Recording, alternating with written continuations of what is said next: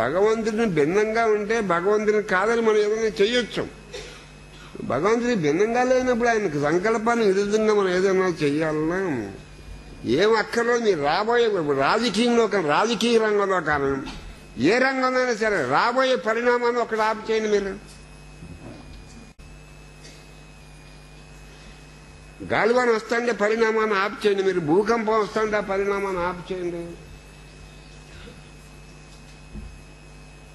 అసలు భౌతికంగా వాతావరణ పరిణామాలను మీరు ఆపు చేయండి. భగవంతుడి సంకల్పానికి అనుగుణంగా ఈ సృష్టి నడవలసిందే. కానీ ఎంత సైన్స్ అభివృద్ధి అయిన పరిణామాన్ని ఎవడ ఆపు చేయలేడు. రామకృష్ణ పరమహంస గారి శరీరాన్ని భగవాన్ శరీరాన్ని క్యాన్సర్ పీడించేసింది. రామకృష్ణ పరమహంస గారి శరీరం కూడా ఇక ఎముకలు శరీరం చనిపోయేప్పుడు ఇక ఎముకలు ఇలా అల్లాడుతున్నాయి.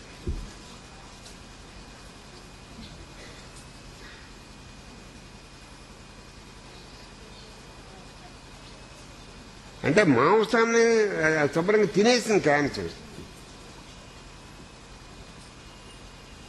అంటే పరిణామాలు ఎందుకు ఆపు చేయాలంటే ఇప్పుడు క్యాన్సర్కి ఏదో వైద్యం కానీ పెట్టేస్తాం అంటున్నారు కదా.